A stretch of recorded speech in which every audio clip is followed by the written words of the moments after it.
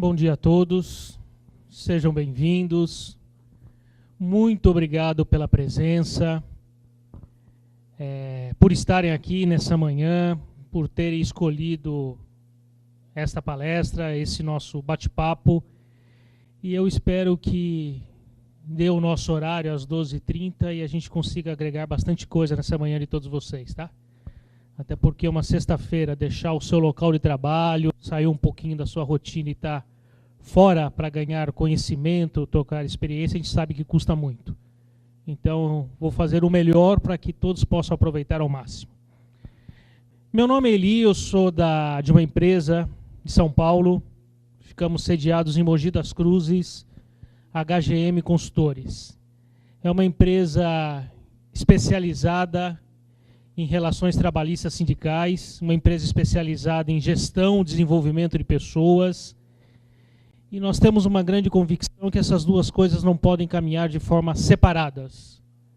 Então não dá para se falar hoje em dia em relações trabalhistas sindicais, em relação com o sindicato, negociações coletivas, negociações de PLR, se a gente não falar também das pessoas. Afinal de contas, todas essas pessoas estão envolvidas nesse processo. E é sobre isso que nós vamos falar hoje. Falar com vocês sobre um modelo que a gente acredita, um modelo que está sendo implantado e praticado em grandes empresas, vocês vão ter uma ideia do cenário que a gente atua. E ao final desse nosso bate-papo vai ter um espaço para perguntas, se alguém tiver algum questionamento, alguma pergunta, discordar de algum conceito, de algo que vai ser falado, por favor, fiquem à vontade. Nós somos conhecidos no mercado como uma empresa que tem como grande missão promover a paz nas relações no trabalho. Essa é a nossa missão. Tudo aquilo que a gente faz, tudo aquilo que a gente executa dentro dos nossos clientes tem essa missão. Nós estamos agora no mês de março, completamos 25 anos de atuação. É uma empresa 100% nacional. E quando da fundação dessa empresa, dessa organização, foi tomada uma grande decisão. Sempre trabalhar para o lado do capital, para o lado do empregador. Eu não sei quantos de vocês presentes, mas só para mim ter uma ideia, se pudessem erguer a mão, que trabalham em empresas, trabalham em organizações, ok? Tá? Alguém aqui trabalha, por exemplo, por um sindicato laboral, sindicato dos trabalhadores? Eu não vou mudar o discurso não, tá? Então pode erguer a mão que o discurso já está preparado.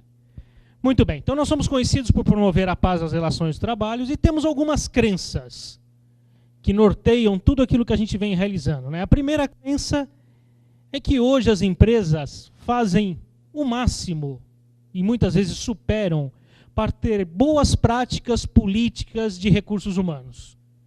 É só a gente olhar a empresa de cada um de vocês, o quanto se investe de dinheiro para se manter uma boa refeição, um transporte adequado, excelentes condições de trabalho.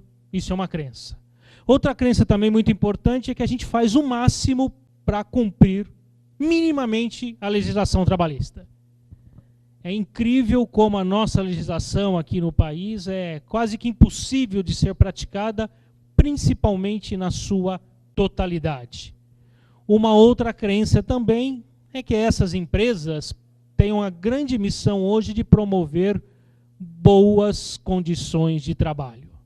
Então são coisas que realmente a gente acredita. Espera aí que a minha auxiliar saiu daqui, só um minutinho.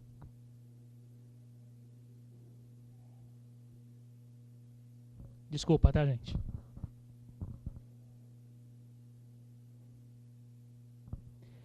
Só que dentro dessas crenças, desses valores todos, eles ainda não são condições totalmente necessárias para que a gente tenha um bom ambiente de trabalho, para que evite conflitos. Eu converso com vários empresários durante o ano todo e a maioria deles diz o seguinte: Eli, eu dou de tudo, eu faço de tudo, eu vou além. E de vez em quando chega aqui alguém na porta da minha empresa com um carro de som, fala meia dúzia de coisas e consegue mobilizar toda a minha equipe de trabalho.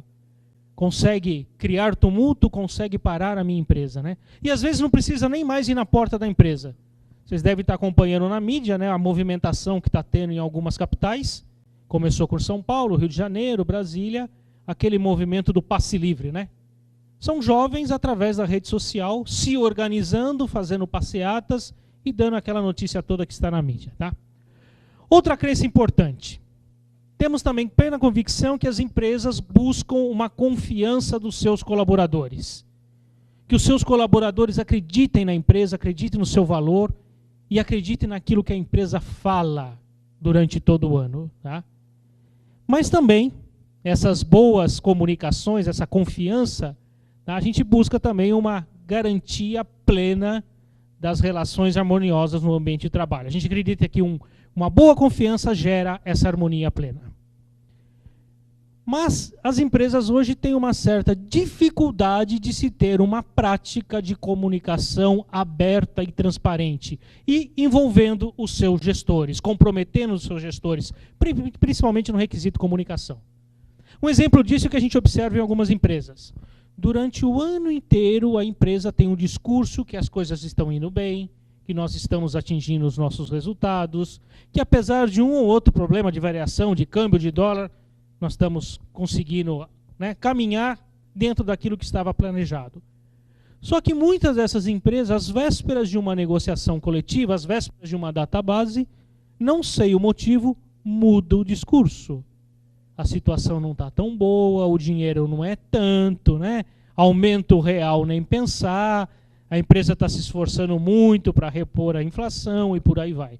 Isso gera desconfiança no nosso público. Outra crença. Mais do que nunca se fala numa mudança muito grande dos modelos de gestão de pessoas.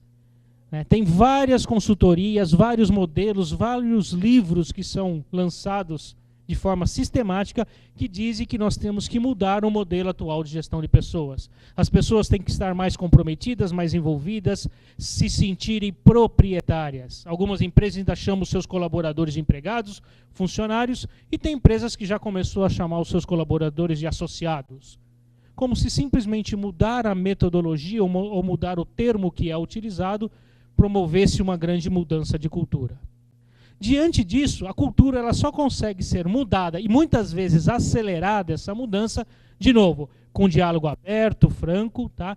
E que os gestores possam produzir resultados, participar, se engajar desses resultados e vendo sempre que um novo modelo de gestão de pessoas é melhor do que os demais. Tem um grande conceito que é o que promove mudanças. Hoje, uma pessoa, para mudar, ela precisa basicamente de duas coisas. Primeiro, estar insatisfeito com a situação atual. Porque se eu estiver satisfeito com a situação atual, eu não vou mudar. Para que mudar? E o segundo, não basta só estar insatisfeito. Tem que ter uma perspectiva melhor. Então eu só mudo quando eu estou insatisfeito com uma perspectiva melhor. Outra crença que nós acreditamos muito, né? Apesar de todos os esforços que são feitos, tá? Ainda assim as empresas recebem ou estão sujeitas a receber pressões externas, que muitas vezes provocam conflitos trabalhistas. Diante disso, a empresa deve estar preparada para isso.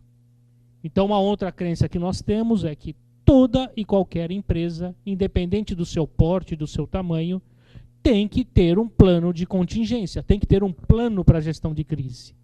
Isso acontece nas questões mais simples, e tem que também acontecer naquelas questões relacionadas ao capital e ao trabalho.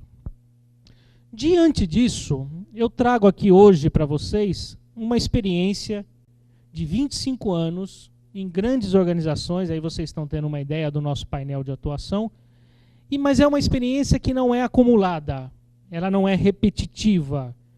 Cada experiência é uma novidade. Lógico que essa repetição nos dá uma visão muito melhor, tá? Mas é um pouco disso que eu quero conversar com vocês. Nós tivemos agora em março fazendo uma retrospectiva do que nós já exercemos nesses 25 anos de atuação e alguns números nos surpreendeu bastante. Por exemplo, estar envolvido em greves e conflitos trabalhistas, passamos de 300. Privatizações, participamos das grandes privatizações no Brasil, do sistema de telefonia, do sistema de ferrovias, construção de usinas, barragens hidrelétricas, essas obras grandes que estão tendo no país todo em virtude do PAC. Nós estamos envolvidos em tudo isso e é isso que eu quero compartilhar com vocês também. Qual é o nosso tema, então? Vou confessar uma coisa, uma das coisas mais difíceis é elaborar um título para uma palestra, né? Tá? O título não pode ser muito extenso, senão pode dar uma conotação errada. Não pode ser muito curto, senão vai pensar que tem pouca coisa a oferecer, tá? Mas o que nós vamos falar realmente é de um modelo estratégico de relações trabalhistas sindicais. Eu vou apresentar para vocês ao final um modelo desse. A nossa tese, então, para a gente começar a discussão, tá? Está tendo uma grande mudança no cenário trabalhista. Nós estamos vivendo 10 anos de governo petista, de um governo ligado a uma entidade sindical. Tá? Muitas coisas estão acontecendo e nós temos que estar atento a isso. E muita gente faz questão de não ver. Talvez uma grande mudança que deu repercussão na mídia ultimamente, né, foi, por exemplo, o caso das empregadas domésticas. Abalou boa parte das famílias brasileiras e boa parte dos trabalhadores brasileiros, né?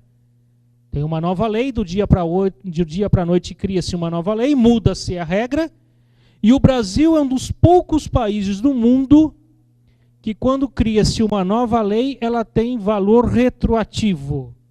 Não começa a partir de agora. O outro exemplo é a questão do aviso prévio indenizado. Até uns meses atrás, o aviso prévio era de 30 dias. Criou-se uma lei, o aviso prévio pode chegar até 90 dias, só que vale para todo mundo. Quer dizer, a lei não começa a partir de agora. Tudo isso vem dificultando. Tá? Essas mudanças estão assumindo um caráter irreversível. Não sabemos ainda há quanto tempo, não sou a favor, mas não sou contra, quanto tempo o PT, o Partido dos Trabalhadores, vai permanecer no poder. Tá? Então, a tendência é que isso ocorra ainda durante muitos anos. E aonde tudo isso vai parar? Não sei se vocês têm percebido grandes mudanças, fiscalizações do trabalho. Né? Hoje tem um projeto de lei no Congresso que, se for aprovado, toda e qualquer fiscalização na empresa dos senhores será acompanhada de um dirigente sindical. Se hoje um fiscal vai lá por liberdade própria, seja denúncia ou não, mas vai lá investigar algumas coisas, fiscalizar algumas coisas, imagina se o líder sindical estiver de mão dada com ele, mostrando a sujeira debaixo do tapete, aquilo que a gente esconde muitas vezes atrás da porta. Imagina onde nós vamos parar, tá? Diante disso, por favor.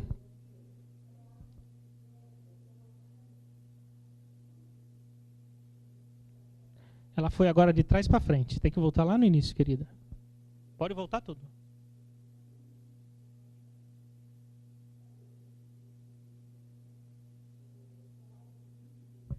Aí. Tá. Diante disso, nós vamos trazer mais alguns exemplos para vocês. Primeiro, a agenda legislativa sindical. Tá? Coisas que estão no Congresso para serem apreciadas. Convenção 58. Alguém sabe o que se refere? O Brasil faz parte da OIT, da Organização Internacional do Trabalho. Tudo aquilo que é discutido na OIT, para virar prática no Brasil, tem que virar uma lei, tem que passar pelo Congresso e pelo Senado. Convenção 58 diz o seguinte: qualquer demissão de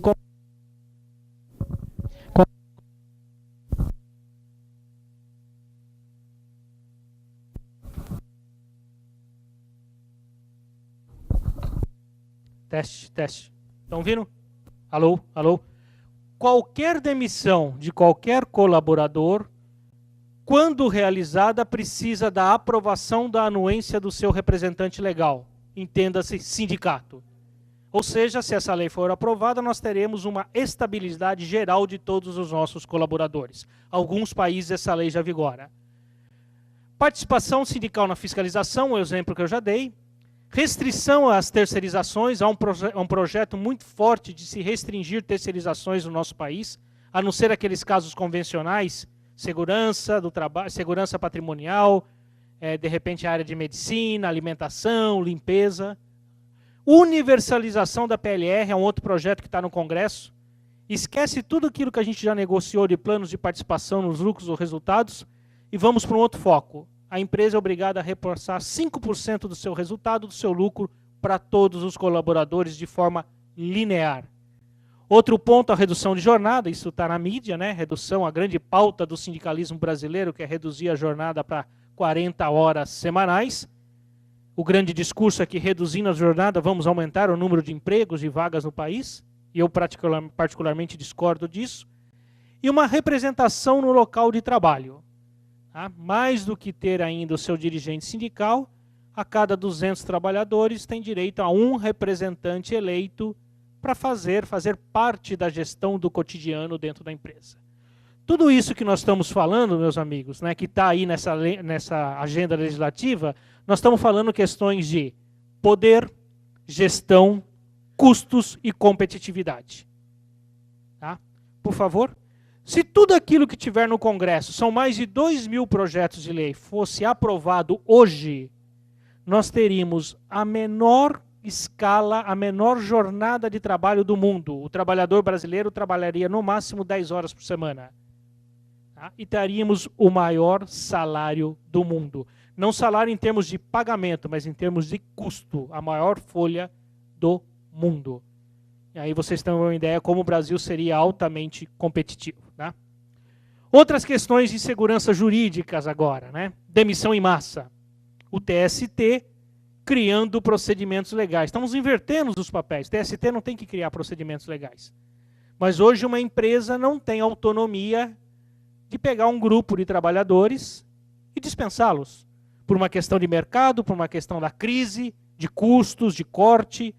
Se ela faz isso, de repente vem alguém, um juiz, geralmente um jovem juiz, e obriga a reintegração.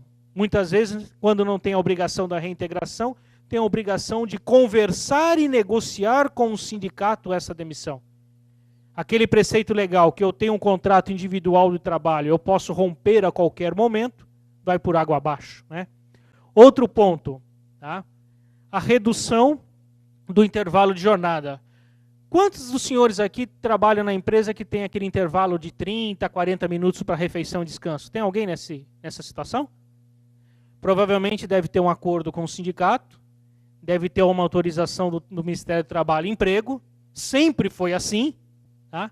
Só que hoje, quando vem a fiscalização do Ministério Público do Trabalho, ele se baseia nessa súmula 437, que diz que não tem validade. E as empresas estão sendo autuadas. E uma autuação um pouco estranha. Porque uma empresa que é autuada e amultada, ela cria um passivo trabalhista dos últimos 5 anos de todos os seus trabalhadores que adotavam esse horário de intervalo de refeição e descanso, e a justiça está condenando a pagamento de 1 hora extra. Não é a diferença dos 30 minutos para os outros 30 que faltavam, é simplesmente 1 hora extra.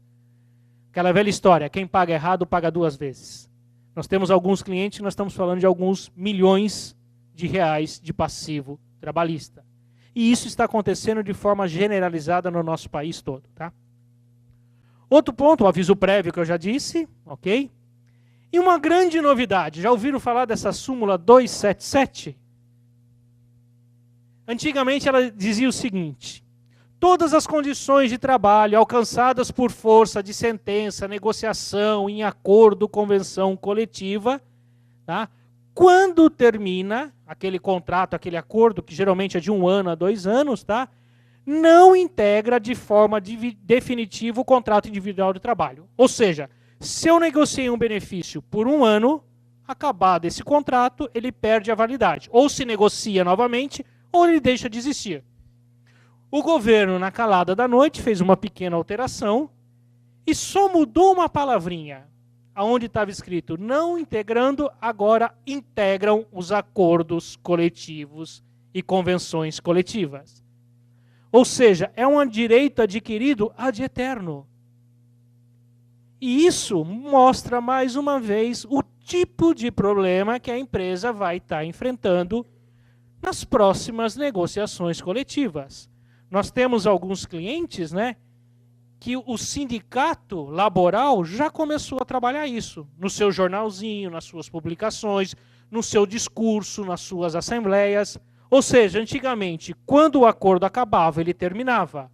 Hoje, quando o acordo acaba, ele não termina. É como se fosse um contrato de aluguel. Você alugou sua casa para alguém, venceu o contrato, você não pode tirar o inquilino porque ele continua tendo direitos e direitos e direitos. Então isso muda muito a nossa relação de um tempo para cá. Esse é o cenário, um breve cenário trabalhista do que está acontecendo. Agora vamos entrar mesmo, começar a falar um pouquinho desse modelo estratégico que a gente acredita. Tá? Primeira coisa que é importante, está muito claro dentro da empresa essa divisão. quem representa o capital e quem representa o trabalho. Mas não só no organograma da empresa, mas no dia a dia da empresa. Faça uma reflexão. Quanto que o seu líder de equipe, muitas vezes recebe o nome de supervisor, de líder, de mestre, de capataz, não importa, né? Mas quanto aquele líder de equipe, que comanda diretamente a equipe, quanto ele se sente representante do capital? Representante do acionista, do dono da empresa? Muitas pesquisas que nós realizamos ao longo desses anos todos, boa parte, mais de 60% dessas lideranças não se sentem parte do capital.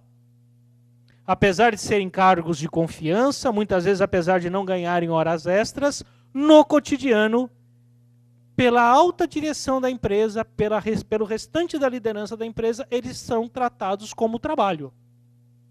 Eles não têm poder, por exemplo, para aprovar uma hora extra, para abonar uma falta, para suspender um trabalhador.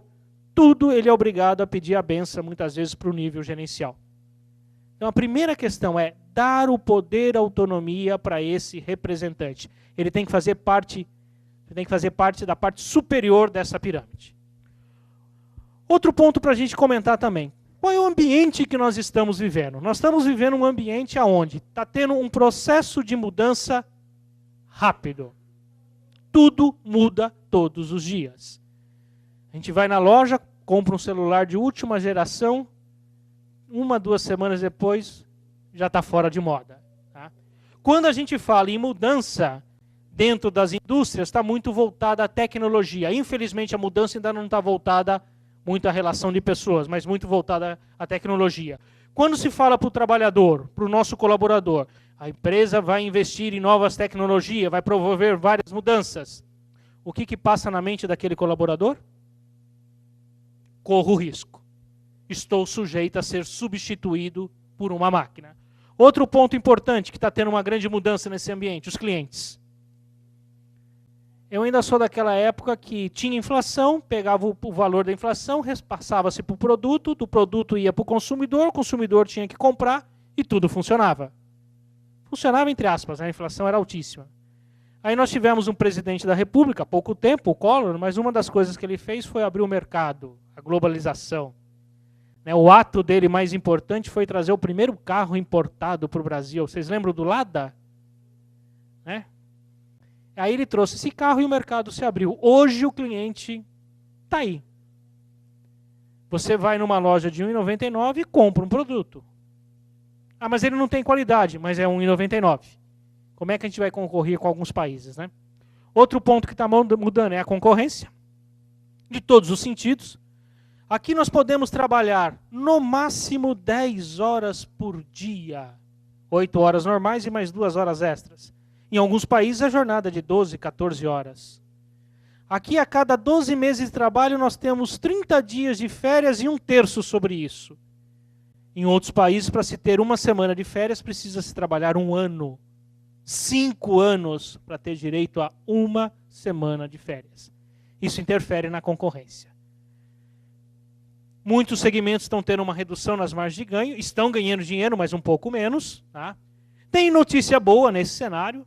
Estamos vivendo a moda da segurança, saúde e meio ambiente. Desculpa se existe algum profissional dessa área, mas eu digo que é moda porque enquanto está sendo dado tanta importância, é sinal que as pessoas ainda não assimilaram. É que nem a moda que nós tivemos há uns anos atrás da qualidade, ISO 9000, né? Saía nos caminhões, nos logotipos da empresa, que a empresa era certificada. Hoje ninguém mais fala. Deixou de ser moda e passou a ser algo internalizado. Nós temos que internalizar a cultura da segurança e proteção ao meio ambiente. Responsabilidade social é outra moda, está aí, tá? Muito forte. Informação. Tá? Hoje não tem como, eu não sei quantas das empresas dos senhores monitoram as redes sociais. Mas tem coisas fantásticas nas redes sociais. Tem alguns dos nossos clientes que você entra em alguns blogs, né? Relacionado ao nome da empresa, tem assim, eu odeio o RH da empresa tal. Com muitos seguidores. Vocês dão risada, mas pode ser que tenha algum colaborador da empresa lá, né, seguindo. E dão dicas importantes, é que nem aqueles blogs, sites de receita. Assim como ensina a fazer uma pizza rápida, eles ensinam lá rapidamente como ser demitido, sacar o fundo de garantia e pegar o seguro-desemprego. Na primeira semana você falta e leva um atestado com um CID e tal. Na segunda semana você falta e leva outro atestado com outro CID. Na terceira semana você vai ser chamado por alguém. Aí você age dessa maneira que a probabilidade de ser demitido é grande. Tá? Então tem lá as dicas todas. E por último as pessoas. Dentro desse ambiente todo também está tendo uma grande transformação nas pessoas. Em termos de idade, em termos de conhecimento, em termos de informação, em termos de tudo. As pessoas estão mudando muito. Nós estamos vivendo num ambiente de alta competição. Dentro desse ambiente, tá, nós temos alguns modelos de gestão de pessoas. Um modelo, por exemplo, heterogestão. Talvez seja um dos modelos mais antigos de gestão de pessoas. Manda quem pode, obedecem quem tem juízo. Já ouviram falar desse modelo? Já foram gerenciados por esse modelo, né? Até hoje nós temos no nosso país organizações, empresas que ainda adotam esse modelo. Tá? E são necessários esses modelos. Por exemplo, as Forças Armadas.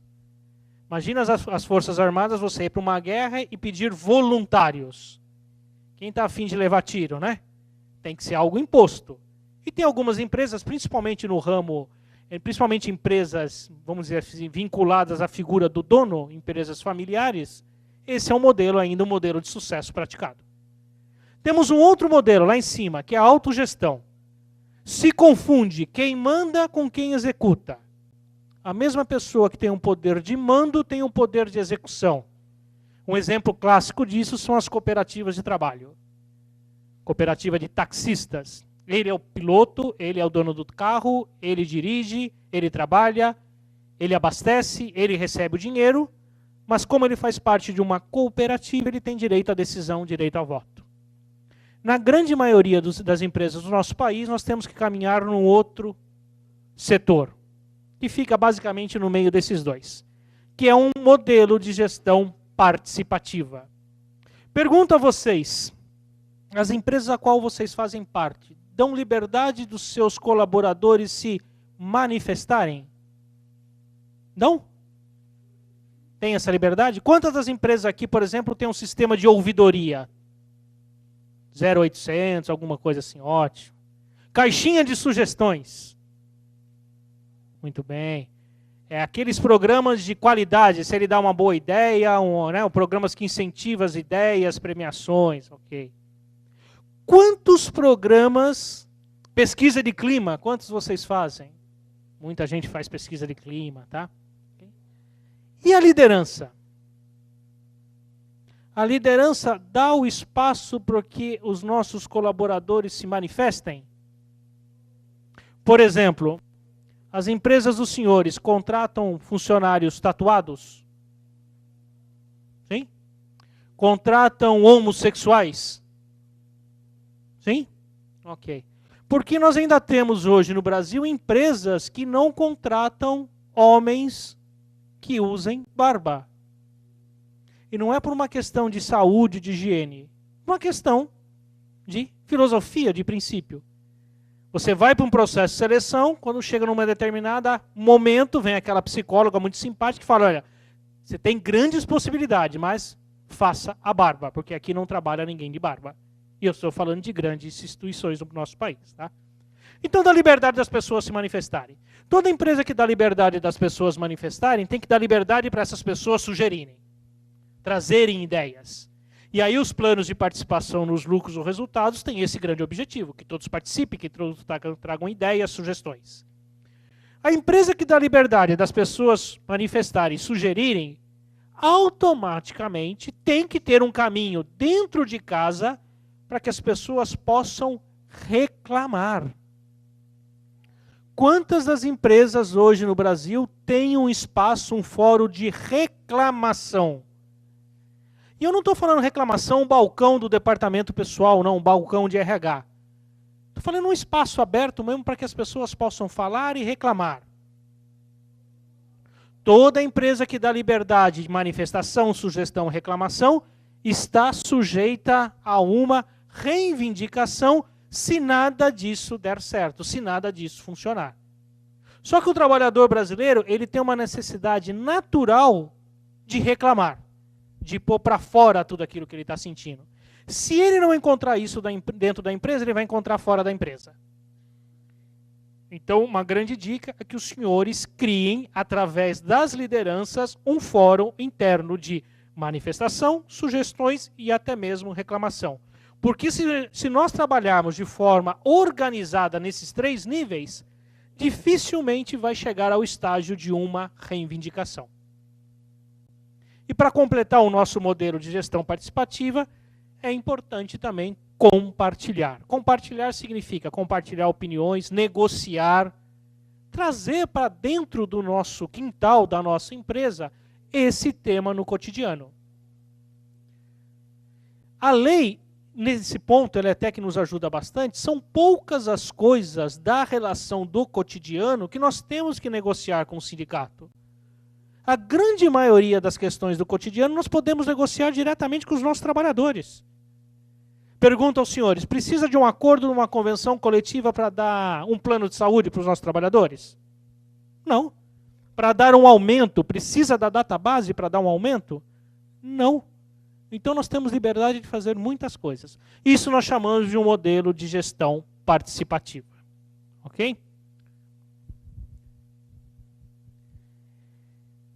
Se nós estamos falando de um modelo de gestão participativa, o trabalhador brasileiro hoje, ele vai participar da vida da empresa. E ele tem 2 caminhos, o caminho do conflito ou o caminho da colaboração. Se esses 2 caminhos são inevitáveis, é lógico que o melhor caminho é o da colaboração. Tá? Porque se o trabalhador ele sentir que está sendo acuado, ele sentir que ele não tem liberdade, que ele não é ouvido, que ele não é respeitado, ele vai para o confronto, ele vai para o conflito. Tá? Então vamos falar um pouquinho desse caminho da colaboração. Tá? Nós acreditamos muito nessa figura chamada líder de equipe. Tá? Qual é o grande objetivo de um líder de equipe com a sua equipe? Tá? O grande objetivo é alcançar resultados planejados. Esse é um dos grandes objetivos. Se nós formos olhar qualquer avaliação de competência, qualquer plano de metas, de PPR, seja o que for, um dos grandes objetivos, um dos grandes indicadores são resultados planejados. O outro grande objetivo é melhoria contínua dos processos. Hoje, um líder que consegue alcançar resultados e melhorar processos já é uma figura, uma mosquinha branca no mercado de trabalho. E nós trazemos para essa relação, procurando uma paz no ambiente de trabalho, é criar um ambiente de harmonia. Alcançar resultados, melhorar processos dentro de um ambiente de harmonia. Como? É papel fundamental do líder que ele previna e corrija problemas e conflitos atuando nas suas causas. O líder tem que estar presente no cotidiano. E tendo basicamente 3 grandes comportamentos. Tá? O primeiro comportamento é que ele tem que ser preparado para ouvir as pessoas. Ouvir os seus trabalhadores. Quanto será que a nossa liderança está preparada para ouvir? Qualquer coisa, notícias boas, notícias ruins, sugestões, reclamações, reivindicações. Uma outra coisa que nós temos que criar dentro da nossa organização, que preparar a liderança tem que ter uma forma de registro. É até um sinal de respeito ao trabalhador. O trabalhador procura o seu líder anota aquilo que está sendo dito. Anotar significa que ele está assumindo. Lembram do primeiro slide que eu mostrei da pirâmide? Ele é representante do capital, ele assume em nome da empresa, ele assume em nome do capital. Quando ele ouve, registra, ele assume, ele tem por obrigação analisar, decidir e dar um retorno para aquele trabalhador. Isso a gente chama de uma prática do ciclo do diálogo. As empresas que criam essa prática dentro da sua organização minimiza muito qualquer conflito, consegue muito mais resultados, consegue melhorar muito mais processos dentro de um ambiente de harmonia. Eu estou dizendo que o líder hoje tem que ter 3 comportamentos assertivos: o assumir, o decidir e o comunicar. Voltando para o nosso gráfico, comportamentos: assumir, decidir e comunicar. Só que ele não consegue isso sozinho. É missão da alta direção da empresa, da gerência da empresa, para que ele possa assumir, que defina claramente quais são as suas responsabilidades enquanto gestor de equipe. Não responsabilidade de segurança, não responsabilidade produtiva, não responsabilidade técnica, mas responsabilidade sobre gestão de pessoas. Para que ele possa tomar boas decisões, ele tem que ter autoridade. Quando vocês retornarem às suas empresas na segunda-feira, façam um rápido exercício. Quanto do poder, de autoridade, de autonomia na relação de gestão de pessoas está na mão do líder da equipe? Quando nós realizamos essa pesquisa em grandes empresas, quando a gente acha uma situação, vamos dizer assim, menos ruim, o líder de equipe tem 10, 15% do poder. O restante está na mão do gerente, daí para cima. Essa relação está errada. Hoje, um supervisor de equipe teria que ter pelo menos 40, 50, 60% de autonomia das questões do dia a dia. É ele que está lá no dia a dia. Tem que ter preparo, apoio técnico e acesso à informação. Nós sabemos que não existe nenhuma empresa que consiga informar tudo o tempo todo. Sabemos também que tem muita liderança que fica sentado esperando a informação chegar no colo dele. Tá? As empresas têm excelentes meios e processos de comunicação. Isso é indiscutível. Tem televisão, tem revista, tem jornal, tem quadro de aviso, tem reunião, tem videoconferência, tem de tudo.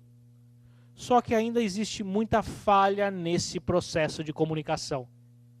O conteúdo, ele não chega muitas vezes à linguagem do trabalhador. O líder daquele trabalhador, ele recebe a informação junto com a equipe. Isso quando ele não recebe depois. A informação está no quadro de aviso, o colaborador passa por lá, lê, aí ele chega para o chefe dele: chefe, o que é aquilo que está lá? Ele falou: nem li, vou lá ler. Aí ele lê e fala: eu acho que, achou, já errou. Ele não tem que achar, ele tem que ter certeza. Tratem a informação de maneira privilegiada às lideranças. E por último, para que se tenha uma boa comunicação, tem que ter uma estratégia de comunicação interna. Meios e processos combinados com a liderança. Esse é um caminho de uma liderança eficaz participativa. Porque se isso não ocorrer no cotidiano, tá? Se aquele supervisor, aquele líder não estiver preparado para conversar com a equipe no cotidiano, quando surgir um problema e ele não identificar e não der uma resposta, geralmente vai para o outro nível, que é o nível gerencial. Quando o supervisor, o líder, cria coragem para levar um problema para o seu gerente, já se passou um bom tempo. Se o gerente também não dá muita importância e não soluciona aquele problema, vai para a direção. Eu não sei se vocês já viram essa cena, mas quando chega 1, 2 gerentes na sala do diretor, do presidente, fala assim: chefe, a coisa lá embaixo está feia.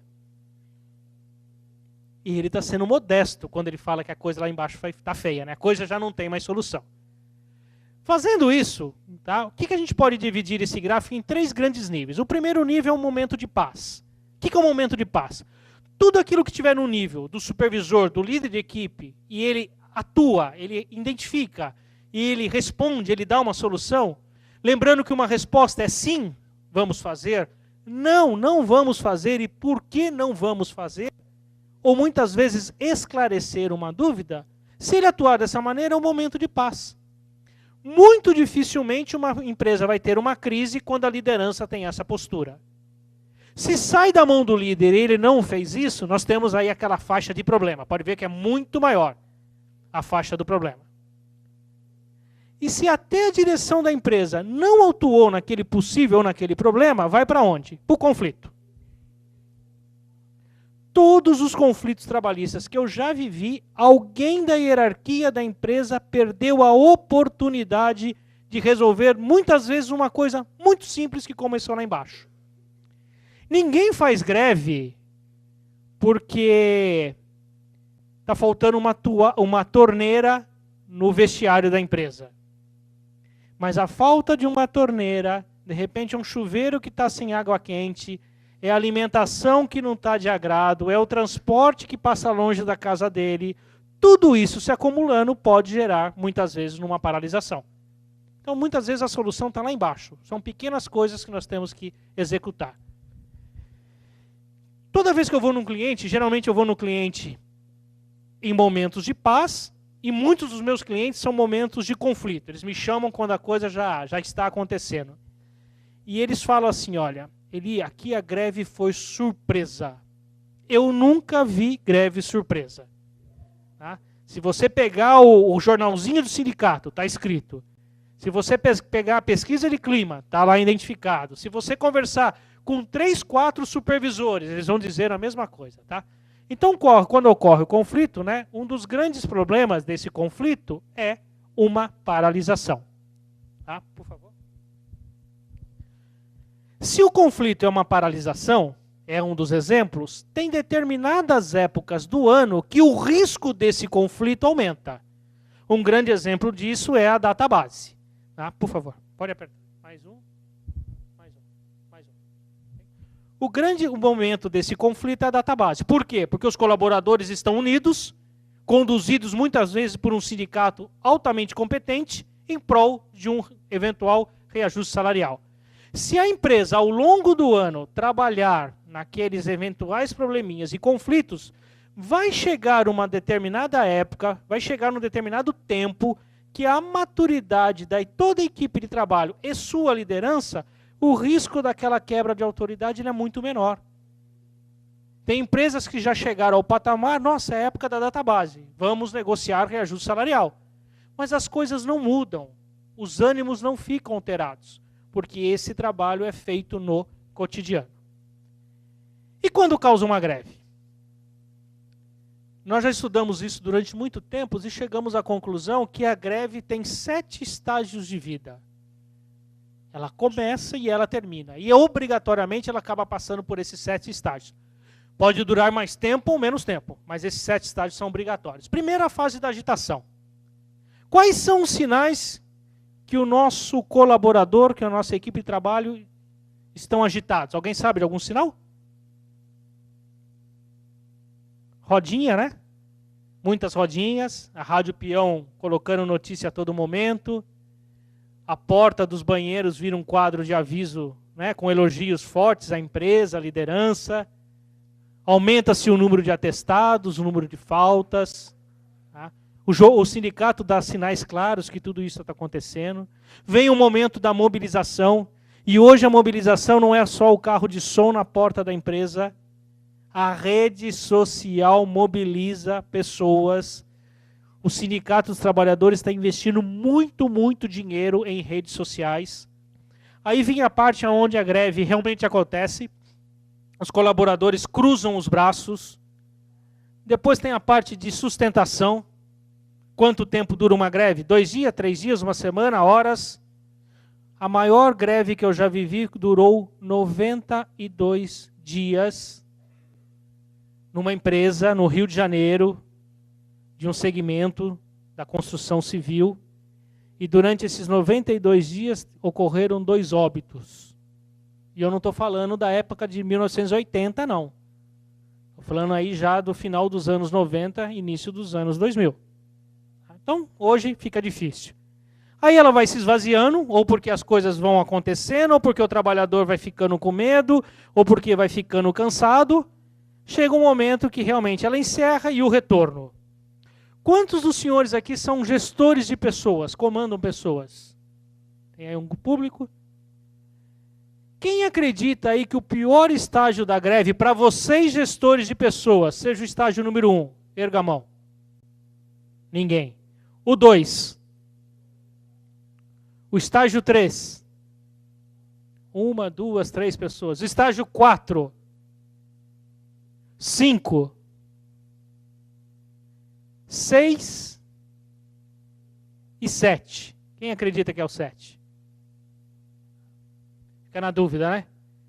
Mas a experiência também nos já fez constatar que o pior para um gestor de pessoas é o nível 7, o retorno. Você vai ter uma equipe que vai entrar com um ar de vitorioso ou com um ar de derrotado.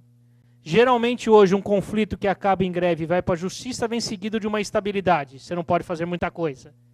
A produção está atrasada, a direção está em cima, o cliente está fazendo pressão, tudo está acontecendo. E é sua obrigação colocar a casa em ordem o mais rápido possível.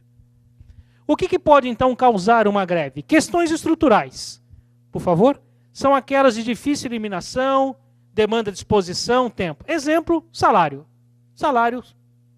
Tem alguns especialistas que dizem o seguinte: salário não motiva ninguém, mas o mau salário desmotiva qualquer um. Tá? Então, questões de poder aquisitivo podem causar greve. Outras questões ideológicas. Tá? Interesse político partidário. É o que a gente está vendo hoje no movimento Passe Livre. Tem muito mais uma questão política partidária do que simplesmente 20 centavos. A briga não é por causa de 20 centavos no reajuste da passagem lá em São Paulo. Tá? Outras questões, questões conjunturais, que elas aparecem e desaparecem normalmente. O que está ocorrendo de conflitos trabalhistas por conta de negociação de PPR e PLR, está ocorrendo mais conflitos nessa época do ano do que na época das próprias negociações coletivas. Tá? É algo de momento, conjuntural. Outras questões latentes, aquelas que vão se acumulando ao longo do tempo, aqui as empresas têm uma grande contribuição. Aqui as empresas, né, como a gente pode falar, vacilam e dão oportunidade para um eventual conflito. Tá, ok? Tudo isso pode gerar um conflito. Tá? E para quem nunca vivenciou um conflito, o nosso cartunista, tá? Volta um pouquinho, por favor.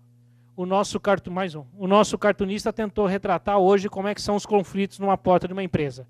Se vocês olharem ali ao lado esquerdo de vocês, está a polícia militar. Quem acha que a polícia militar tem a obrigação de acabar com a greve está errado. Do outro lado tem uma turma de trabalhadores na porta dentro da empresa, a segurança patrimonial ali na cabine sem saber o que fazer. Hoje é muito comum a comunidade se envolver também nesses conflitos e a direção da empresa lá em cima trancado também sem saber o que fazer. Esse é o cenário hoje muito comum de uma greve. Tá? E como é que o sindicato faz para mobilizar pessoas? Não sei se vocês concordam, mas ele tem uma habilidade muito grande de mobilizar pessoas. Tá? Primeiro, ele trabalha insatisfações e transforma em grandes desejos. Se isso é verdade, se ele pega insatisfações e transforma em grandes desejos, quem dá a principal matéria-prima para o sindicato é a própria empresa. Isso é indiscutível. Como é que a gente faz para desmobilizar essa atuação sindical? O que a empresa deveria fazer? Ela deveria diminuir as insatisfações e os desejos, tá? E trabalhar muito a questão, por favor, tá? De valorizar tudo aquilo que ela produz, que ela faz para os seus colaboradores. O trabalhador brasileiro hoje ele não tem noção do risco que ele corre quando ele vai para um conflito trabalhista. Ele fala, o máximo que vai acontecer é eu perder o emprego. Aí quando ele perde o emprego, pode ser que num curto espaço de tempo ele arrume uma outra posição, um outro emprego. Só que quando ele entra em outra empresa, ele vai comparar. Aí vem aquela frase, nossa, eu era feliz e não sabia, né? Lá meu chefe, querendo ou não, segunda-feira falava bom dia. Terça, quarta, quinta e sexta não, mas segunda-feira ele falava bom dia. O franguinho com batata que eu comia todos os dias tinha menos gordura do que tem aqui. Aí ele encontra com você no supermercado, no clube, em algum lugar e fala, ó, chefe, ainda te chama de chefe, hein? Se tiver uma boquinha lá, eu volto, viu? Estou disposto a voltar. É assim. E ainda, como é que o sindicato mobiliza pessoas? Uma pesquisa também que a gente realiza sempre é o que os empregados desejam, os trabalhadores brasileiros. Não sei se vocês concordam, mas ganhar mais dinheiro é um grande desejo do trabalhador brasileiro. Serem tratados com respeito, partilhar do sucesso da empresa. O trabalhador brasileiro fala mal da empresa dentro da empresa. Mas na hora que ele está no bar, no boteco, encostado na beira do balcão, vem um colega e começa a falar mal daquela empresa, ele defende. Ele defende. Até porque ele não vai falar mal, já que ele trabalha lá, ele tem até receio e vergonha de falar mal de um lugar que ele trabalha. Outra questão, compreender o significado das coisas e trabalhar em paz. Esse é o desejo de qualquer trabalhador brasileiro. Se alguém souber de uma empresa 100% assim, né, avisa que a gente encaminha o currículo também, né? O que o sindicato deseja? Ele quer negociar tudo o que for possível, aumentar a sua arrecadação, daqui a pouquinho nós vamos falar de arrecadação, negociar salários reais para aumentar a sua arrecadação, participação igual nas PPR e PLRs da vida, né? Isonomia para todo mundo é igual, frequência de negociação e transparência nos números. Tá? O que ele deseja? É isso. Qual é o discurso que ele faz para mobilizar as pessoas? Aquele. Ele quer isso, mas ele usa aquele discurso. E aí ele consegue mobilizar pessoas. E a maioria das lideranças no Brasil desejam o quê? Ganhar dinheiro, até porque são empregados também. Serem tratados com respeito, partilhar do sucesso da empresa, da organização, compreender o significado das coisas, até aí, normal. Privilégio das notícias, principalmente nos processos de negociação. O líder brasileiro detesta ser traído pela empresa no requisito comunicação. Equilíbrio da relação responsabilidade e autonomia e liderar em paz. Pode ver que nós temos basicamente 3 figuras importantes num processo de gestão de pessoas com visões diferentes. Aí o risco do conflito é muito maior. Falando então um pouquinho da arrecadação. Estima-se que os trabalhadores, as entidades sindicais, por ano movimentam 5 bilhões de reais. Enquanto as entidades patronais, os empresários, sindicatos patronais, a Fiesp, todos esses órgãos, Ciesp da vida, movimentam 1 bilhão por ano. Aí já tem uma grande diferenciação. Tá? Se não bastasse isso, o nosso ex-presidente Lula, em 2008, tomou uma ação, uma atitude, onde essas figurinhas que estão aí, Força, CUT, UGT, essas centrais sindicais, elas existiam, mas não eram reconhecidas pelo governo. Significa o quê? Elas não tinham direito nenhum, elas viviam única e exclusivamente de doações dos sindicatos filiados a ela. Por favor? Até 2008, estimava-se que a CUT tinha uma arrecadação anual na faixa de quase 20 milhões. A Força Sindical, 1,5 milhão, e por aí vai. Essa era a arrecadação anual dessas entidades. Em 2008, Lula, enquanto presidente, sancionou uma lei onde as centrais sindicais passaram a fazer parte oficial da hierarquia sindical no Brasil. Significa o quê? Que 10% da arrecadação, daquela contribuição assistencial, daqueles impostos que são pagos, 10% desse valor o governo abriu mão e repassa para essas 5 centrais sindicais. Por favor, esses são os números estimados de 2012. A CUT saiu de uma receita de 20 para uma receita de mais 44. Nós estamos falando de 60 milhões por ano. A Força Sindical, que tinha 1,5 milhão, tem uma receita hoje de mais 40 milhões de reais. E o detalhe mais importante disso tudo, não precisa prestar contas, não precisa declarar. É um dinheiro que entra e gasta-se como quiser. Dá para patrocinar uma greve na porta da nossa empresa? Dá para patrocinar um movimento dos sem terras, do sem teto, uma marcha a Brasília? Dá. Dá para patrocinar campanhas de políticos, candidatos? Dá. O dinheiro está aí. E é um dinheiro aberto, um dinheiro público, um dinheiro nosso. Sai da nossa contribuição. Se não bastasse essa grana toda, tá, as centrais sindicais continuam ganhando poder. Quais são os poderes de fogo das centrais sindicais? Tá? Primeiro, recurso financeiro vem crescendo. Segundo, o sindicalismo no Brasil tem uma estratégia vencedora, ignorar a crise. A empresa pode estar numa crise violenta, ele manda a pauta de reivindicação, INPC mais 12% de reajuste real. Ele ignora. E o empresariado brasileiro aceitou. Eu não sei se vocês recordam, mas quando implantamos o Plano Real no país, em 94, até 94 tinha uma lei que obrigava a indexar salário e inflação. Na database tinha que se repor a inflação, era uma lei. Em 94, com o Plano Real, essa lei deixou de existir. Hoje não tem nenhuma lei que obriga as empresas a repor a inflação. E o empresariado brasileiro coloca em negociação a inflação. Como índice oficial, INPC, a FIP, não importa. Então, é uma atitude vencedora. Centrais sindicais assumindo o controle de pequenos sindicatos no Brasil. Denúncias articuladas, lembra que eu falei para vocês da fiscalização do Ministério Público? Eu estou assessorando uma obra na construção civil, a duplicação de uma rodovia aqui no estado de São Paulo. Tá? Uma obra pequena até, tem acho que uns 400, 500 empregados. E o sindicato de lá fez uma denúncia. Foram 6 fiscais do trabalho, passaram 3 dias nessa obra, e acreditem, são números reais, eu posso falar os números que foi publicado. 263 autuações.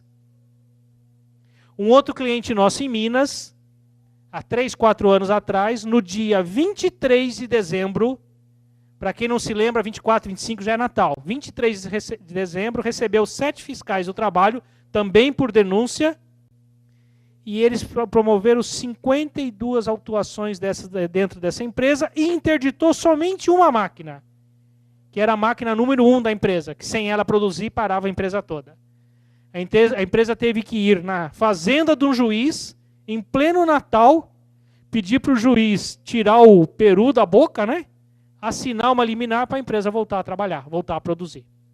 Então são coisas fortes. Proposta do acordo coletivo especial, aquele famoso acordão. Vamos fazer um acordo único que vale para a categoria todo, no Brasil todo. Depois a gente negocia só aquilo que é particular de cada empresa. Vocês vão ter 2 grandes negociações no ano. Na minha opinião, é um risco muito grande. Tá? E recursos da mídia, principalmente a CUT. Está tendo muitos recursos da mídia. Tá? Ainda, aonde mais o sindicato ganha força? Dentro das empresas agora, aqui num cenário mais externo, dentro das empresas. Primeiro, falha gerencial. Segundo, né, falhas empresariais, questões éticas. Terceiro, a importância que a empresa dá ao acordo ou à convenção coletiva. Tem empresa que acha que o acordo, a convenção é a salvação do mundo. Tem que estar tudo lá que ela está coberta. Eu sou particularmente contra. Eu acho que no acordo, na convenção coletiva, deveria ter o mínimo possível. O resto é a gestão da empresa.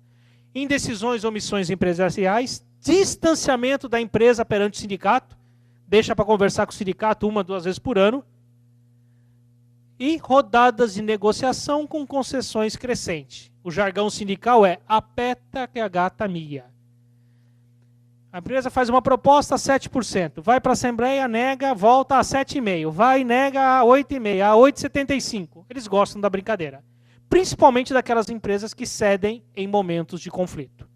Eles estão ganhando força. Aonde nós, patronal, ganhamos força? Aonde a gente tem o nosso poder? Plena confiança dos trabalhadores. Uma comunicação muito clara e transparente. Liderança preparada, capacitada. Controle do clima organizacional. Lembram? Manifestações, sugestões? Temos que ter esse fórum. Relacionamento firme e de respeito. Cumprir rigorosamente a lei trabalhista. Não se deixar abater em qualquer situação. Questionar na justiça tudo aquilo que for necessário. Aqui eu vou fazer uma interrupção, uma observação. As empresas ainda têm receio de questionar a justiça. A gente olha sindicalista falando mal da empresa, falando mal dos dirigentes, publicando mentiras, e as empresas não fazem nada. Tem que ir na justiça, tem que pedir retratação, tem que pedir. É um direito que nós temos. Tá? Estratégia de comunicação com os colaboradores e planejar concessões para que, se for necessário, não crie precedentes indesejáveis. Isso é muito importante.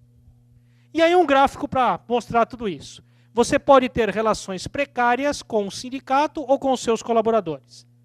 Quem tem relações precárias com os dois, desastre. Desastre total. Quem tem relações precárias com os empregados, mas evoluídas com o sindicato, está na contramão. É triste o que eu vou dizer, mas ainda tem empresa que chama um dirigente sindical, negocia com ele a portas fechadas, fica difícil saber qual é a negociação, aí de repente o acordo está aprovado, está assinado. E o trabalhador não tem nem direito de se fazer representar de maneira correta. Outro ponto é, o ideal, você ter boas relações com o sindicato e boas relações com os trabalhadores, é o céu de brigadeiro, mas se não for possível, pelo menos esse foco. Tenha relações evoluídas com a sua equipe. Se fôssemos de colocar numa balança, talvez 70%, 80% com os nossos colaboradores e 20%, 30% com a relação sindical. Eu costumo dizer que a nossa relação com o sindicato tem que ser mais ou menos a relação de genro e sogra, ou nora e sogra. Não dá para conversar com ela uma vez por ano. Também não dá para conversar todos os dias. Tá? Então tem que ter aquele relacionamento sadio. Sei lá, uma vez por mês, a cada 15 dias, vamos almoçar, vamos nos encontrar, porque senão a gente perde o controle da situação. E aí, indo já para a fase de encerramento desse nosso bate-papo, até para abrir para perguntas, vamos falar um pouquinho da comunicação, que é a base de tudo isso. Tá? As empresas insistem em informar, em repassar aos seus colaboradores dados. Quando ela repassa dados, ela está passando o quê? Informação. Se eu dizer para vocês, janeiro foi 1.200 toneladas produzidas, fevereiro foi 1.050, março foi 990. Isso para o trabalhador é uma informação. O que ele pode pensar diante disso? Alguma coisa está ruim, alguma coisa está reduzindo. Tá? Então, toda vez que a empresa insiste em passar dados, ela se limita a passar uma informação. Mas o mais eficiente num processo de comunicação coletiva, para mobilizar pessoas, para conduzir pessoas, é você esquecer de dados e informações e você trabalhar mensagens. E aqui, poucas empresas brasileiras têm esse perfil de comunicação interna. E o sindicato é especialista em mensagem. O sindicato dos trabalhadores faz um jornalzinho e solta na porta da empresa. Empresa engana trabalhador. Precisa ler o comunicado? Todo trabalhador vai se sentir enganado. E se ele ler o dado ou a informação que está no comunicado, ele vai comprovar que ele está sendo enganado. Um exemplo de comunicação clássica na época de negociação. A empresa passa a tarde inteira negociando com o sindicato. Negocia, negocia, negocia. Final da tarde, termina a segunda rodada de negociação. O RH da empresa vai para casa descansar, afinal de contas, negociar estressa. E o sindicato vai para sua sede produzir o boletim. No outro dia, 7h30 da manhã, a empresa já está todinha panfletada, o sindicato já está distribuindo o jornalzinho, aí chega o RH da empresa de carro. Cumprimenta lá o sindicalista, pega o jornalzinho e lê aquele jornalzinho e fala, que absurdo, não foi nada disso. Eles estão destoando a informação. Vou fazer um comunicado. Aí ele entra na empresa, estaciona o carro, vai no cafezinho, toma um café, conversa com os amigos, chega na mesa dele, abre o computador, lê os 130 e poucos e-mails, afinal de contas ele ficou a tarde inteira fora. 10h30, 11h, ele lembra que tem que fazer uma comunicação para os empregados. Afinal de contas, a Rádio Peão, o boato está correndo. Aí ele senta no computador, faz aquela comunicação. Prezados colaboradores, estivemos ontem reunidos das 14 às 17 horas na sede do sindicato, na rua tal, tal, tal, tal, tal. Aí ele termina aquele comunicado que só tem informação, só tem dado, passa para o diretor dele. O diretor dele, depois do almoço, avalia e devolve com um monte de modificação. Aí ele passa para o jurídico. Desculpa se tem alguém do jurídico aqui, tá? Aí o jurídico faz as suas modificações legais e necessárias. Se a empresa for ágil, no terceiro turno do dia seguinte está saindo o comunicado, senão é só no outro dia. E aí fica aquela mensagem. A empresa enrola na negociação ou a mensagem da empresa que se reuniu ontem das 14 às 17? Esse é um modelo clássico que a mensagem tem que sair primeiro. Invistam em mensagens. Ampliem os modelos de comunicação, os processos de comunicação das empresas de vocês. E o não comunicar? Tem empresa que adota a seguinte postura. Ah, isso é boato. Está na Rádio Peão. Já passa. É melhor eu não falar nada, porque aí o pessoal esquece. Se engana. O não comunicar representa também um ato de comunicação com o mesmo poder de influência negativa sobre as pessoas.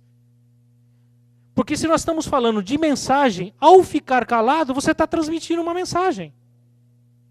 E distorcida e negativa. Eu costumo dizer aos meus clientes, a empresa não tem o direito de ficar calada. Tem que se pronunciar sempre. O líder de equipe, o supervisor, o gerente, o coordenador, seja quem for, não pode ficar calado. Tem que se pronunciar sempre. Que cada vez que a liderança se cala, está passando uma mensagem. Outra coisa que a gente observa são os meios. Nós temos basicamente esses 4 meios dentro das empresas. Escrito, verbal, audiovisual e eletrônico. O escrito serve para oficializar. O verbal serve para provocar o entendimento. O audiovisual para provocar a motivação. E o eletrônico, como é escrito, também para formalizar. Tem pessoas e empresas que acham que se passar um e-mail para toda a liderança, eles vão entender e vão mudar o comportamento do dia para a noite. Quer provocar mudar o comportamento, provocar o entendimento, tem que conversar olho no olho. Utilizem os meios e processos de comunicação de forma correta. E aí, nós trazemos para vocês uma solução ou vamos dizer assim, um upgrade de comunicação que é totalmente possível de ser implementado em qualquer empresa para ser usada em qualquer situação especial. Eu vou mostrar para vocês o modelo e vou dar um exemplo real enquanto eu estiver apresentando o modelo, por favor. Tá? Esse modelo ele visa legitimar, promover o entendimento e motivar as pessoas. Se ele tem esses 3 grandes objetivos, vocês vão perceber que ele combina meio escrito, verbal e audiovisual. Tá? Sempre que possível, é lógico. Como é que ele funciona? Tem alguma área da empresa que vai ter que passar uma mensagem à empresa. Tá? Ela é responsável por passar a mensagem. Vou contar um caso real que aconteceu há 8 dias atrás. Essa obra que eu comentei com vocês que eu estou assessorando, há 8 dias atrás, se não bastasse as 263 autuações, teve um acidente fatal há 8 dias atrás. Um funcionário de uma terceira estava embaixo de um caminhão, aquele caminhão basculante, ele simplesmente puxou a mangueira hidráulica que segura o pistão para fazer uma manutenção.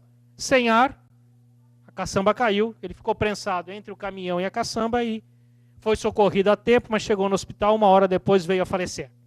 Acidente de trabalho, muito comum na construção civil, infelizmente. Aí a empresa me ligou, Eli, acabamos de ter um acidente, um óbito. Por sorte, eu estava a 30, 40 minutos daquela empresa. Fica numa outra região da Grande São Paulo. No interior, não para o lado de cá, mas lá para o lado da região do Vale do Paraíba. Eu falei, estou próximo, dou um pulo aí. Estava no cliente, pedi licença e fui para lá.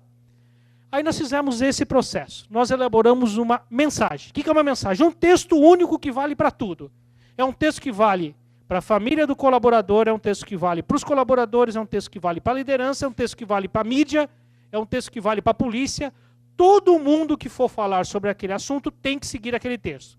Nós criamos um texto, uma mensagem original. E, por favor, criamos um material de apoio. O material de apoio é exclusivo da liderança. O que é o material de apoio? Cola.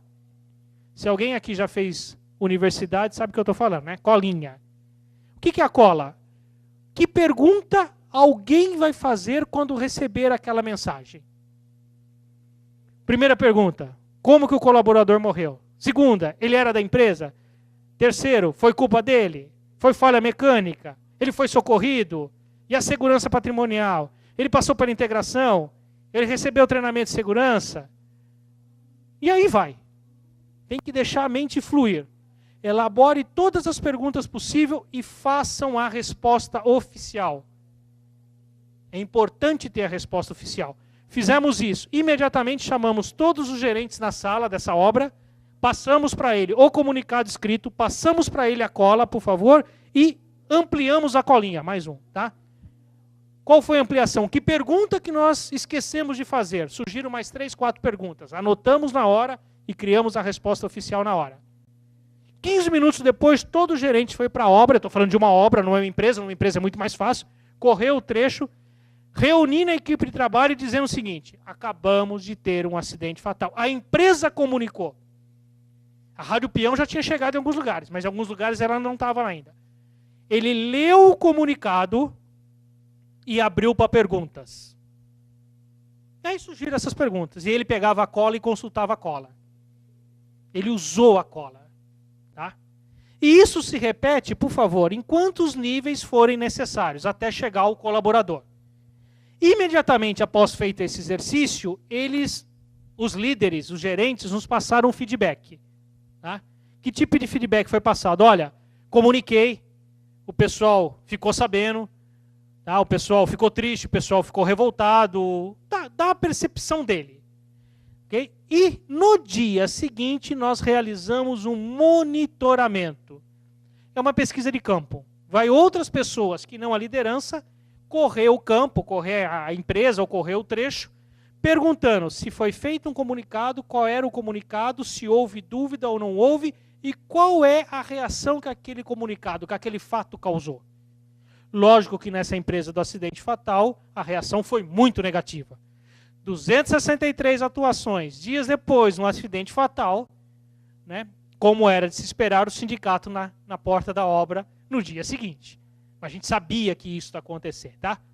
Então, continuando, por que é importante ter o feedback e o monitoramento, tá? Para que a gente tome, por favor, vai passando mais um. A gente tome algumas ações depois de uma análise. Primeira ação, processo encerrado. Divulgamos a mensagem e todo mundo entendeu. Outra questão que pode ter, uma ação geral.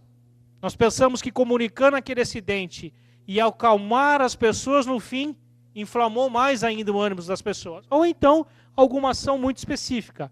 De repente, algum gerente, algum supervisor, numa determinada área, num determinado turno, não fez a lição de casa. Então, a gente vai fazer a lição de casa lá, tá? Nós usamos esse processo para situações especiais. Porque ele dá trabalho e requer uma disciplina muito grande. Mas o resultado é altamente eficaz. Um outro exemplo para ir encerrando aqui da minha parte, tá? Há 2 anos atrás, nós ajudamos uma empresa a fechar as portas. Uma empresa ia fechar uma unidade em São Paulo. 650 empregados seriam demitidos. E a empresa tomou a decisão de comunicar 1 ano antes o fechamento da empresa. De um lado, muito bacana. Uma empresa que entra em processo de encerramento para de investir, para de comprar matéria-prima, para com tudo. Então o trabalhador ia ficar sabendo. Então, para não saber pela Rádio Peão, ela resolveu avisar 1 ano de antecedência. Nós fizemos esse processo. 2 dias depois de ter divulgado através desse processo, nós fomos fazer um monitoramento. E o empregado, a gente esperava do empregado, do trabalhador, 3 tipos de reações. Ou ele ficou chateado, triste, bravo, ou ele ficou feliz, difícil ficar feliz numa situação dessa, né? Ou ele ficou indiferente. Mais de 80% dos trabalhadores dessa empresa se mostraram, entre aspas, felizes. Não com a notícia, mas com a maneira que foi dado pelo líder, que as respostas foram dadas, que ele está sabendo com 1 ano de antecedência. Uns iam fazer dívida, já desistiram, outros estavam em vista de procurar emprego, foram realmente procurar emprego. Então isso tudo mostra que esse processo ele pode ser utilizado em comunicações altamente negativas, mas também em comunicações positivas.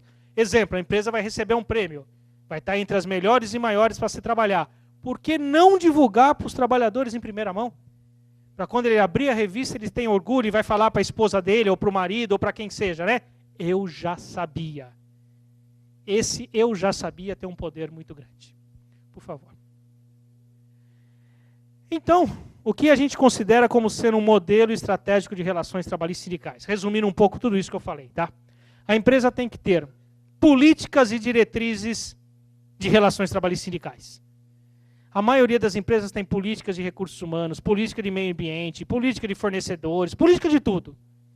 É o momento de criar as políticas e diretrizes de relações trabalhistas sindicais. Que diz o seguinte: como eu vou relacionar com o meu público interno, com os meus colaboradores, e como eu vou relacionar com o meu público externo? Sindicato, fiscalização, comunidade, seja o que for. Né? É importante que, em relacionar-se com o público interno, vocês deem espaço para o diálogo, dê uma atenção muito grande para terceiros, dê uma atenção muito grande para crises, eventuais crises internas, dê também uma atenção muito grande que desperte no trabalhador o orgulho de trabalhar naquela empresa. E é importante que quando a gente fale de relações externas, vocês coloquem como item de gestão de vocês negociações coletivas, planos para alguma eventualidade, situações de crise ou de contingências, tá? Que vocês tenham sempre uma aproximação com as entidades sindicais, com os órgãos públicos da região de vocês. Nós acreditamos que se a gente conseguir manter foco nessas duas vertentes, suportados por políticas de diretriz e principalmente por uma estratégia de comunicação interna e externa, o risco de uma eventual surpresa com relação ao tema trabalhista sindical, ele se minimiza muito. E quando eu falo uma estratégia de comunicação interna, é tudo isso que eu já falei. E externa, senhores, nós temos que divulgar o que a empresa faz de melhor. Vai ter inauguração de uma máquina nova, de uma fábrica nova, de um setor novo, de um processo novo. Convidem a comunidade. Quem que eu chamo de comunidade? Prefeito, vereadores, presidente da Câmara, juiz do trabalho, fiscal do trabalho. É importante a gente preparar a nossa casa e trazer essas pessoas para dentro da nossa casa. Que quando alguma coisa cair no colo deles, eles tiverem que tomar alguma atitude, alguma ação, eles vão lembrar que a empresa não é tudo aquilo que se pinta. Não é tudo aquilo que, por exemplo, um reclamante, numa reclamação trabalhista, fala da empresa. A empresa tem muitas coisas melhores do que, vamos dizer assim, a trabalharem para ser mostrada a todo esse público. Então, de uma maneira organizada, estruturada, até respeitando o tempo, que a gente tem para essa palestra, era isso que eu tinha para comentar com vocês. E agora está aberto, se alguém quiser fazer alguma observação, alguma pergunta, por favor, fiquem à vontade. Pois não, só um minutinho que vão levar o microfone aí e todos participam, tá? E sorria também, viu? Vai ser filmado. Boa tarde a todos, meu nome é Oswaldo. Você disse que, claro, a gente sabe que a partir de 1994, a política de reajuste salarial é a livre negociação. Como você vê, se você não der, no mínimo, o INPC, você vai para o tribunal, você já tem um conflito na sua cozinha, e o tribunal hoje, além de conceder o INPC, ele tem técnico na mesa de negociação para avaliar o ramo de atividade e, além do mais, o que foi de produtividade daquele setor. Ele já não está se atendo mais só em conceder o INPC.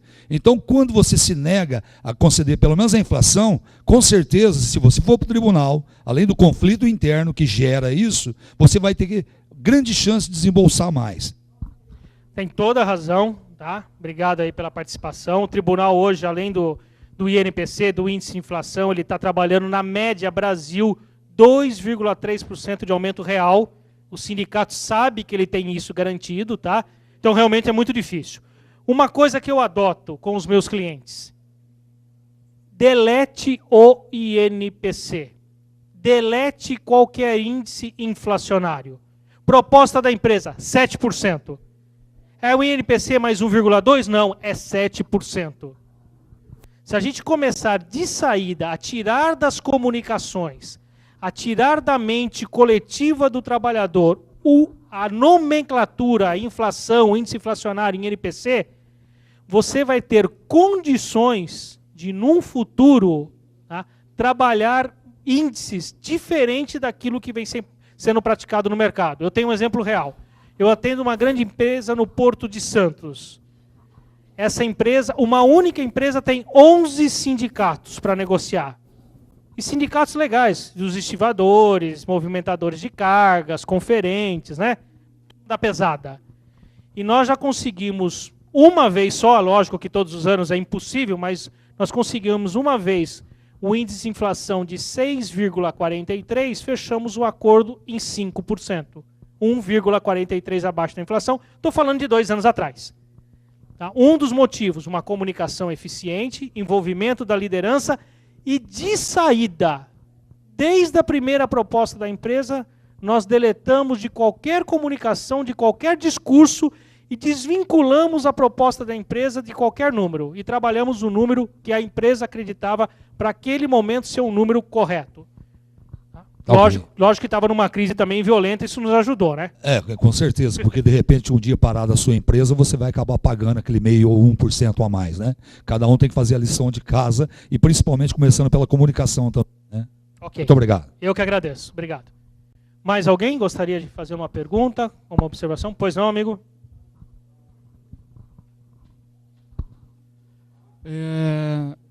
Meu nome é Éder. Eu queria assim, compartilhar algumas informações assim. Hoje se fala muito em produtividade, aumentar a produtividade, aumentar a competitividade com baixo custo, né? E essa agenda do legislativo ali que tu apresenta aumenta muito o custo da folha de pagamento, né? Qual que é a tua visão em relação a essa questão? Como associar essa exigência, né, do empresariado, do mundo aí, do mercado, junto com essas agendas aí, na minha concepção, até um pouco absurdas? Ok, obrigado também pela participação. Pouco não, eu diria totalmente absurda, tá? Só tem um caminho. E infelizmente a gente não está vendo isso de maneira estruturada. Os empresários, através dos seus órgãos representativos, sindicatos patronais, mais especificamente, têm que fazer a lição de casa. Eles têm que estar lá em Brasília, têm que estar lá o tempo todo, têm que estar conversando com os ministros. Tá? São poucos, eu conheço muitos, mas são poucos os sindicatos patronais no Brasil que têm essa visão mais de futuro. Eu vou dar um exemplo para vocês. Tem o SEAG 10, que é o Sindicato dos Químicos de São Paulo. Tá? Muito bem organizado. Eles conseguiram um feito heróico na justiça. Eles entraram em 2008 com um processo contra o sindicato laboral para que o sindicato identificasse quem são os 14 dirigentes sindicais estáveis. São 7 por lei, mais 7 suplentes, são 14. Esse sindicato ele tinha 63 líderes sindicais e ele fala que é uma direção colegiada, então todo mundo é estável. O processo começou em 2008, eles não desistiram. Resumindo, começo do ano passado, 2012, a justiça se pronunciou, o sindicato foi multado, e eles não cumpriram a ordem de dizer quem eram os 14 estáveis.